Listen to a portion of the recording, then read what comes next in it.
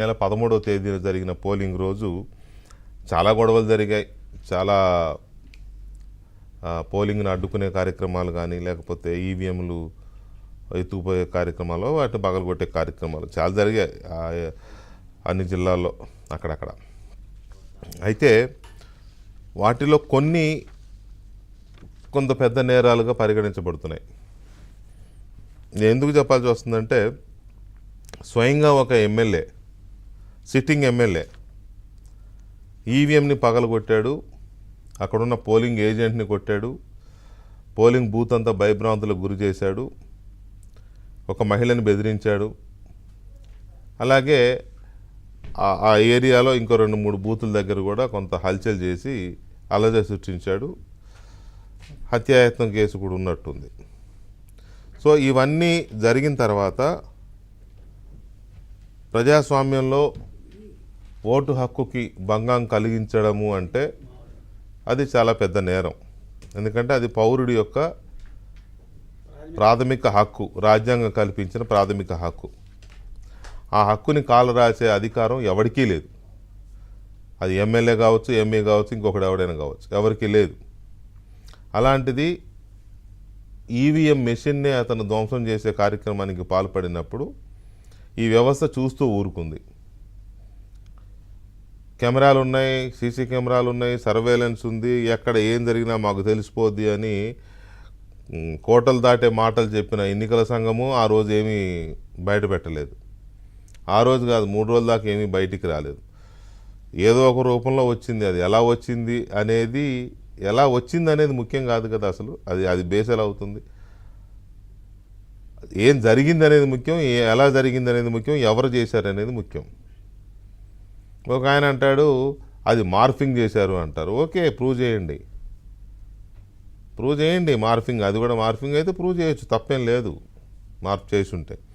కానీ ఏదో సామెత చెప్పినట్టుగా తాడి చెట్టు ఎక్కేవరా అంటే దూడగడ్డి కోసం దూడ మేత కోసం ఎక్కానన్న ఆ తరహా మాటలు చెప్పి తప్పించుకోవడం అనేది ప్రజల దగ్గర అంత నిలబడే వాదన కాదు.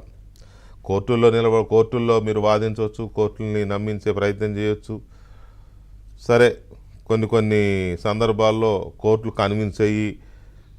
కన్విన్స్ అవ్వచ్చు కూడా. కానీ ప్రజా కోర్టులో మాత్రం కొన్ని నిలబడవు ఎట్టి పరిస్థితుల్లోనూ. సరే, ఓకే, అది సెపరేట్ ఇష్యూ.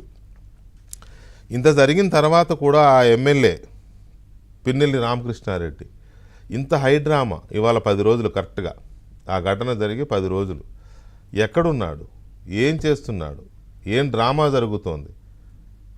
ఆయన ఈ భూమి మీద ఉన్నప్పుడు ఎక్కడో చోట తెలియాలిగా, తెలియట్లా.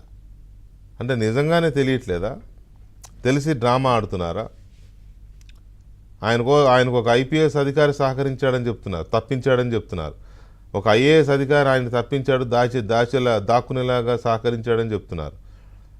ఒక వార్తా ఛానల్ ప్రతినిధి ఒక వార్తా ఛానల్ వెహికల్స్లోనే ఆయన తప్పించు తిరిగాడని చెప్తున్నారు.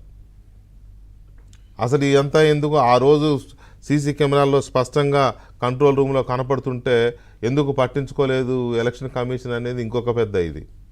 పోనీ 10 రోజులు తప్పించు తిరిగిన ఆయన దేశం వదిలిపెట్టి వెళ్ళిపోయాడని, దాక్కున్నాడని, పారిపోయాడని చెప్తుంటే సడన్గా ఇవాళ హైకోర్టులో పిటిషన్ పడింది ఆయనకి ముందస్తు బెయిల్ కావాలని.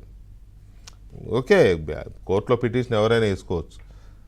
ఆయనకి కోర్టులో పిటిషన్ వేసుకునే అధికారం ఉంది, కానీ ఒకటి ఓటును అడ్డుకునే అధికారం మాత్రం లేదు ఆయనకి. అది ఆ రెండింటికి ఉన్న తేడా అది. సరే, అది కోర్టు గుర్తిస్తుందనే మనం ఆశిద్దాం. గుర్తించదా అది వేరే విషయం అనుకోండి. మరోవైపు మధ్యాహ్నానికి ఇంకొక సడన్ వార్త వచ్చింది, ఆయన నరసరావుపేట కోర్టులో లొంగిపోతాడని. అది పోలీసులే లీక్ ఇచ్చారు. హడావుడి నరసరావుపేట కోర్టు దగ్గర 100 మంది పోలీసులు ఆయన వస్తున్నాడని. ఈ మధ్యలో సందిట్లో సడేమియాలాగా నిన్న 2-3, ఇవాళ ఒక 2-3 మంత్రులు, మాజీ మంత్రులు, ఎమ్మెల్యేలు మావాడు చేసిన తప్పేంటి?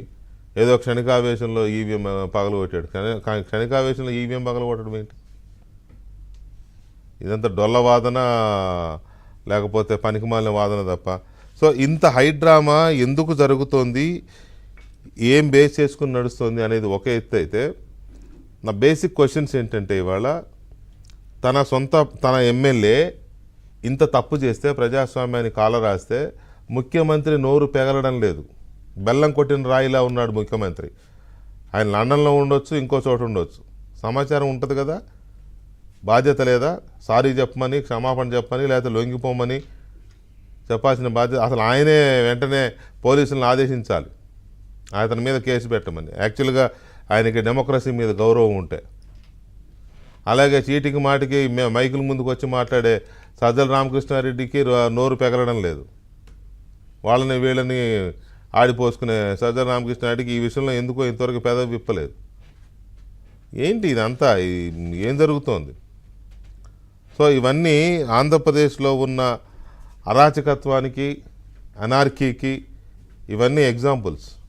ఒక్క ఎమ్మెల్యే గురించి 4 రోజులుగా రాష్ట్రం అంతా చర్చలు జరుగుతున్నాయి. నిజానికి అవసరం లేదు, పనికి మాలిన చర్చలు ఇవి. ఇంగ్లీష్లో అంటారు మచ్ అడూ అబౌట్ నథింగ్ అని. ఏమీ లేని దానికి హడావుడి అనేది మనం తెలుగులో చెప్పుకోవచ్చు. కానీ అంత దాన్ని ఇంత దాకా తీసుకొస్తున్నాయి వ్యవస్థలు. సింపుల్ కేసు పెట్టి లోపల పడేసేయాల్సిన తప్పు అది, అంత నేరం. దానికి ఇంకా సాగ